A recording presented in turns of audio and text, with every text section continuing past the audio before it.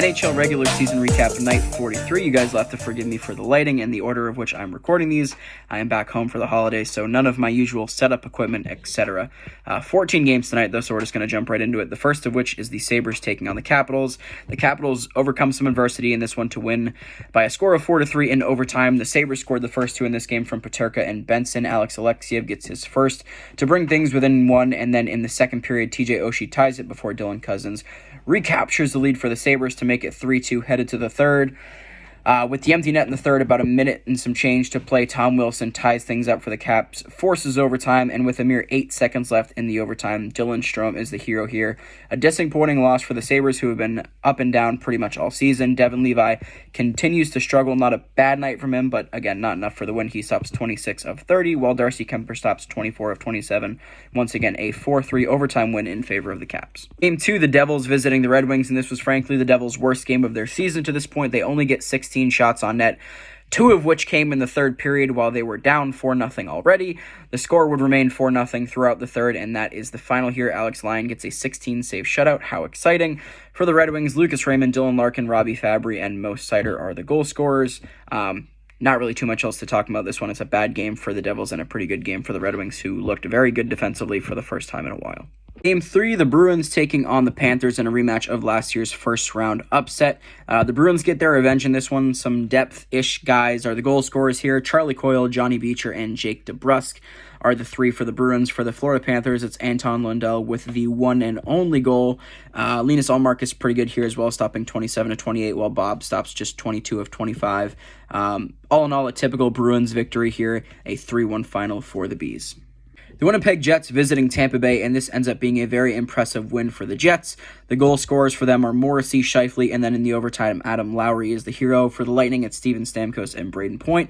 What else is new?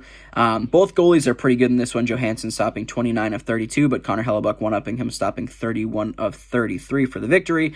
Very likely that Andrei Vasilevsky comes back at some point during this road trip, so we'll see if he is back in next game following this loss, but nonetheless, a very impressive victory for the Jets, who continue to roll on. It seems like they are on track to make the playoffs, but we got a lot of season to go here, so we'll see if they can keep this up, but they've certainly been good as of late. So I got to try to keep this short to keep within the 10 minutes for TikTok, but the Oilers taking on the Hurricanes. This was my prediction before the season of the Stanley Cup Finals. This game made me sick to my stomach knowing that. It's a 6-3 final for the Hurricanes. Stuart Skinner stopping just 8 of 12. He gets yanked. Calvin Pickard comes in. He stops 13 of 14, is all right. Antti Ranta gets hurt in this one, so now the Hurricanes are supposedly down to just Pyotr Kochetkov. Anyway, they win this game 6-3. It's a hideous game both ways, really, but especially for the Oilers, they continue to not be able to keep the puck out of their own net if their life depended on it. A game that was very opposite that stylistically was the Penguins taking on the New York Rangers. Alexis Lafreniere scores 5 minutes and 10 seconds into the first period, and that was the only goal all game. Both Tristan Jarry and Jonathan Quick are fantastic in this one. Jonathan Quick moves to 5-0-1 on the season, just the one overtime loss for him. He stops 32 of 32 in the shutout effort for the victory. Tristan Jarry, of course, giving up just the one goal. He stops 35 of 36. Both of these guys were unbelievable. I didn't get to watch enough of this game as I would have liked, but a big win for the Rangers, who stay hot. A hard-fought game from what it seems for the Penguins, but obviously you got to score to give yourselves a chance, and they were unable to do that tonight, so a 1-0 win for the Rangers. Jonathan Quick and Alexis Lafreniere. Blue Jackets taking on the Chicago Blackhawks, the first appearance between Bedard and Adam Fantilli after this year's draft. Each of them got on the score sheet, Bedard with a goal and Fantilli with an assist, but really, this game was all Blue Jackets. The Blackhawks really did not look good. The goaltending was not there for them. Mrazek gives up 5 on 18 shots. Merzlikins gives up 3 on 36, so a pretty good effort from him, but despite all the shot quantity the Blackhawks had, they just couldn't get anything done this game. A really dominant performance by the Blue Jackets. Not going to go through all the stats just because it'll take up 20 minutes of my time, but a 7-3 win for the Blue Jackets, who snap a pretty nasty losing skid. The Flyers taking on the New York Islanders. The Islanders looking to recover from their skid of their own that they've been on. A pretty big night here from Brock Nelson, who really carries them to the victory. He has 2 goals in this one, Anders Lee with the other goal. For the Islanders, for the Philadelphia Flyers, it's Cam York and Joel Farabee. They make this one pretty interesting. It was fun to watch the last 5 or so minutes, but that's frankly all I watched of this game. Sorokin with a bit of a return to form, stopping 34 of 36, good for a .944 save percentage, while Hart stops just 22 of 25, good for an .880 in the loss here. It's a 3-2 victory for the Islanders, who are looking to climb their way back up these Metro standings in a division that's tough and pretty wide open.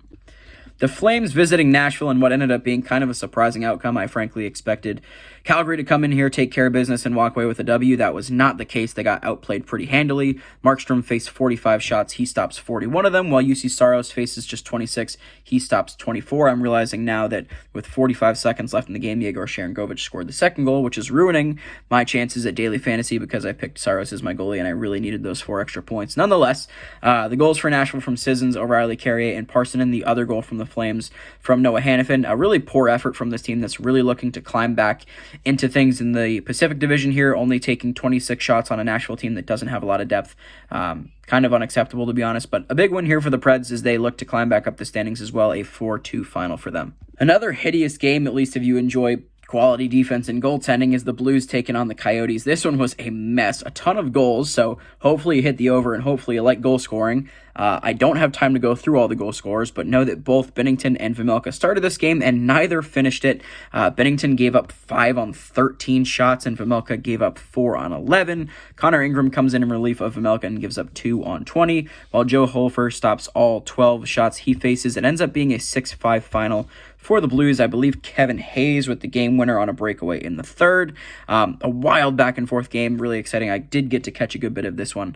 Hopefully you guys did too. Vegas Golden Knights taking on the Dallas Stars in a rematch of last year's conference final and what could frankly be a preview of this year's conference final with the way these two teams are playing. A game that would go to overtime. In the regulation, it's Michael Amadio and Rope Hintz with the only 2 goals, one in the first, one in the second, respectively.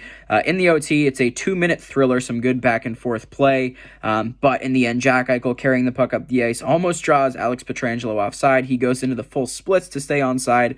Eichel loses the puck briefly trying to dance around the defenseman, but regains it, outweights Jay Gottinger, and buries the overtime winner for a 2-1 victory in favor of Vegas. Again, this game lived up to all the hype. I would love to see another rematch of this playoff series, but in this edition, Vegas gets the best of the Stars. It's a 2-1 win for them. The Canadiens visiting Anaheim, and Montreal looked to be on top of this one early. They end the first period up 2-0 thanks to Alex Newhook and Caden Gooley. But in the second period, Mason McTavish drags the Ducks back into this game, kicking and screaming. He has 2 there. Mike Matheson does make it a 3-2 game, though. In the third, Frank Vatrano gets his 13th of the season to tie it, but Alex Newhook, off a bad turnover by Pavel Mintyukov, gives the Canadiens a 4-3 lead, and with just a second left in the game on the empty net, it looks like Sean Monahan does get credit for this one, making it a 5-3 final in favor of Montreal. The San Jose Sharks visiting the Seattle Kraken, and it does not matter how mediocre the Kraken have been so far this year. We all knew how this game was going to end before it even started because it's the San Jose Sharks. Kaapo Kähkönen does not even survive the first period. He faces 17 shots, gives up 4 goals. From there, Mackenzie Blackwood takes over. He ends up giving up, let's take a quick peek here, 3 goals on 13 shots, so not a great performance from him either. For the Kraken, Joey Decord getting the start in this one. He faces just 14 shots through the whole game, stops 13 of them for a .929 save percentage and the win. Lots of different goal scorers, point scorers in this one, not going to run through it, but nonetheless a 7-1 final for the Kraken. The last game of the night, the Avs taking on the Vancouver Canucks in what was another very good Western Conference matchup. The Avs do get the better of the Canucks in this one by a final of 5-2. Big nights from a handful of Avs here, specifically Valeri Nichushkin, Jonathan Drouin, and Cale Makar. Riley Tuft also with his first as an Avalanche. For the Canucks, Niels Hoglander and JT Miller are the only 2 goal scorers. Demko struggled a bit in this one, faced just 24 shots and gave up 4. For Georgiev, he faces 29 and gives up just 2. So definitely the better of the 2 goalies tonight. And that was it for NHL regular season recap night 43.